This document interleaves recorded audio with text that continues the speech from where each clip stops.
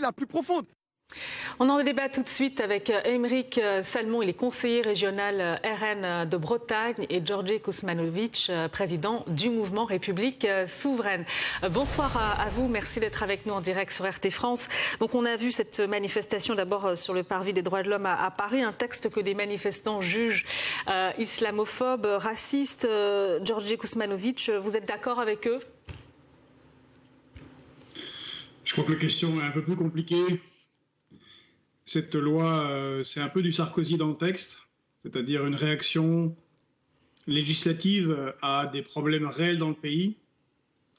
Beaucoup de com'. Donc c'est pas vraiment une loi contre le séparatisme. Il aurait fallu une loi pour reconstruire l'intégration et l'assimilation qui permettent de facto de lutter contre le séparatisme. Donc beaucoup de bruit pour pas grand-chose. De nombreuses dispositions sont redondantes par rapport à la loi existante. Et il n'y a surtout rien sur la question sociale. Or, le combat laïque n'est rien sans le combat social. Voilà rapidement ce que j'en pense. Éric Salmon. Eh bien, pour reprendre les termes de l'intervenant dans votre reportage de la manifestation de cet après-midi, il parlait d'islamophobie. Moi, je pense que dès qu'on utilise ce terme, on se disqualifie. Cette loi contre le séparatisme est censée attaquer l'islamisme, qu'on différencie bien de l'islam et des millions de musulmans qui pratiquent leur religion dans la tranquillité. Et le souci de cette loi, c'est qu'elle s'attaque aux conséquences, mais pas aux causes. Les causes, c'est une immigration massive qui déverse ses flux et ses flux et ses flux sur la France depuis des années. Et bien évidemment, tant qu'on n'arrêtera pas cette subversion migratoire, on ne pourra pas régler les conséquences qui sont liées à cette immigration. Mais tout de même, l'Assemblée nationale a durci le texte. Hier, les députés ont voté l'élargissement des motifs de fermeture des lieux de culte incitant à la haine. Ça, c'est une bonne décision, vous pensez, Georgi Kuzmanovic, puisque vous dites qu'il y a des propositions redondantes dans cette loi? Bon, il y a certains aspects positifs. C'est l'interdiction de certificat de la virginité. La surveillance accrue des financements, ça c'est une bonne chose. Il faut déclarer les dons qui sont faits aux associations cultuelles. La nécessité de faire certifier chaque année les comptes par un commissaire aux comptes. Et bien sûr le contrôle de l'enseignement hors contrat dès 3 ans. Maintenant, il y a énormément de manquements. Il n'y a rien sur la radicalisation dans les prisons, qui est un des plus grands problèmes concernant la radicalisation islamiste. Il n'y a rien sur le concordat. C'est tout à fait étonnant. Pour une loi qui est censée renforcer les principes républicains, on laisse en place le concordat, donc une double législation en France, et donc une législation particulière pour l'Alsace et la Moselle. On autorise les associations à avoir des immeubles de rapport. Bon, c'est assez étonnant aussi. Mais justement, Georgi Kuzmanovic, vous parlez de la radicalisation. Aymeric Salmon, je parlais tout à l'heure de l'élargissement des motifs de fermeture des lieux de culte. Ça peut être une mesure justement qui peut permettre de lutter contre la radicalisation. Non, mais il y a des choses qui vont dans le bon sens dans cette loi. Mais pour répondre à M. Kuzmanovic, moi je suis surtout surpris qu'on découvre aujourd'hui que des certificats de virginité existaient. C'est surprenant que ça n'ait pas été interdit bien avant. Moi, je suis surpris qu'on ne fasse qu'un contrôle des finances étrangères dans les lieux de culte. Les finances étrangères pour les lieux de culte devraient être interdites. Moi, je suis surpris aussi du manque. Alors là, je suis d'accord avec Kuzmanovic sur les réserves, pour les prisons, pour les endroits, les salles de sport. Et je pense que ce texte, en fait, il y a des choses qui vont dans le bon sens. Les députés du Rassemblement national ont voté certains articles, mais cela ne va pas assez loin du tout. Alors c'est vrai qu'il y a aussi... Si je peux me permettre, oui. Si je peux me permettre, pour la remarque qui a été faite par l'intervenant parlant pour le Rassemblement national, moi également je suis étonné que des partis politiques aillent se financer à l'étranger. Ça concerne M. Macron pour sa campagne, mais bien également Madame Marine Le Pen et le Front National, qui en 2017 est allé chercher de l'argent aux Émirats Arabes Unis, ce qui est tout à fait étonnant compte tenu de leur position en général. Petite remarque aparté. Les banques Maintenant, françaises refusent de prêter au Rassemblement national. C'est un scandale que les banques françaises refusent de prêter au Rassemblement national, si vous voulez parler de ce sujet. Mais je ne crois pas que ce soit le sujet du... En tout cas, oui, mais vous avez évoqué le financement par l'étranger. C'est un financement par l'étranger d'un parti politique. C'est problématique. Non, en l'occurrence, le prêt dont vous faites référence, c'était une banque aux Émirats Arabes Unis, mais c'était un prêteur français. Donc non, vous racontez n'importe quoi. Bon, on va revenir, on va recentrer le débat, peut-être, la loi sur les séparatismes. Est-ce que finalement, il n'y a pas le risque de voir cette loi provoquer, justement, susciter une fracture importante de la société aujourd'hui? On le voit même au sein de la classe politique, elle ne fait pas l'unanimité.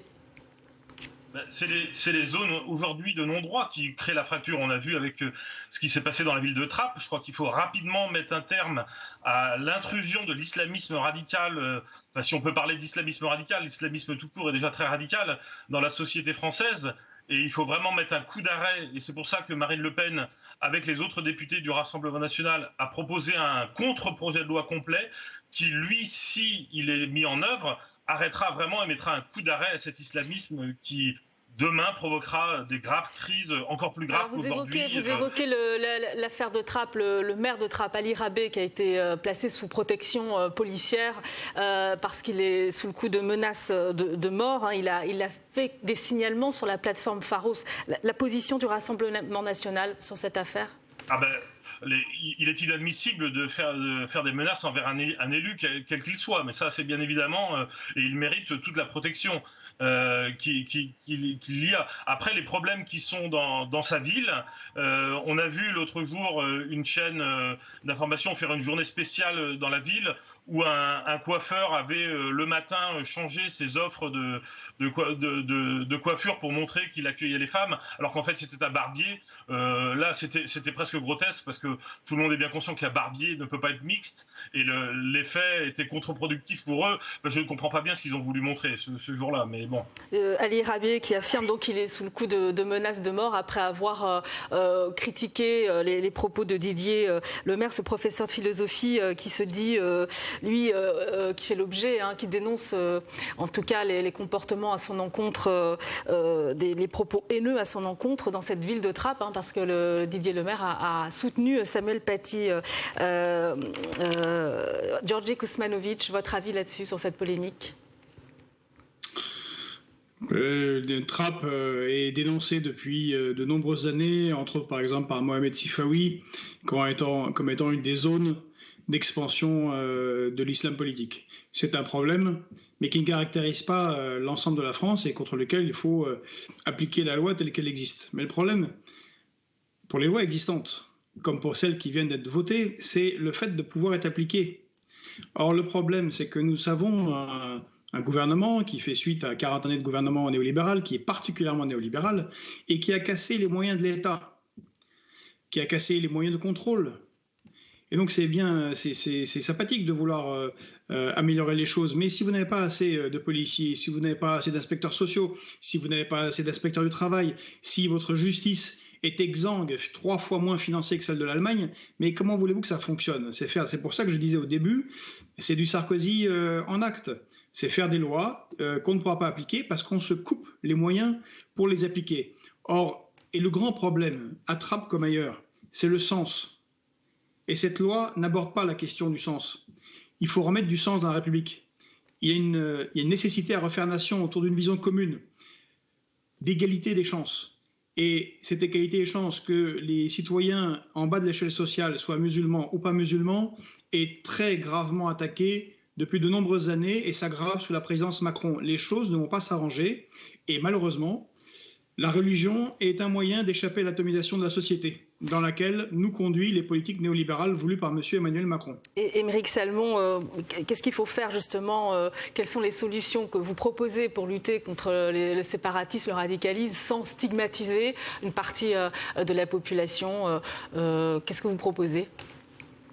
Là, je pense que M. Kuzmanovic sera un peu d'accord avec moi. Moi, je pense qu'il faut remettre en place une assimilation républicaine pour faire des gens qui arrivent en France des Français. Le souci, c'est que cela n'est possible que si on réduit drastiquement le nombre d'entrées en France, car on peut assimiler des personnes, on ne peut pas assimiler des peuples. Donc pour moi, le problème est lié à la submersion migratoire qui, aujourd'hui, empêche cette assimilation. Pour terminer, Georgi Kuzmanovic, pour conclure. Mais je pense que ce n'est pas lié qu'au problème migratoire qui effectivement doit être régulé, mais c'est encore une fois lié au problème de manque de moyens pour les services publics, un affaiblissement de l'État. Et je vous le dis, parce que vous êtes là, monsieur, très surpris des dernières positions prises par le Rassemblement national, être en accord avec l'euro, d'être en accord avec l'Union européenne, de ne même plus remettre en question Schengen. Et donc d'être plus ou moins en accord sur les politiques économiques menées par Emmanuel Macron. Si nous ne sortons pas des politiques économiques libérales telles qu'elles sont faites depuis 40 ans dans ce pays, qui conduisent à ce qu'il n'y ait plus d'industrie en France, ou de moins en moins, donc pas de travail, qui conduisent à l'affaiblissement de l'État et des services publics, nous allons vers une situation qui sera de plus en plus grave. C'est ça qui doit être réglé. Merci. D'accord, et le Rassemblement national est toujours pour la réindustrialisation. Merci à vous deux. Merci Aymeric Salmon, conseiller régional du Rassemblement national de Bretagne. À vous également, Georgi Kuzmanovic.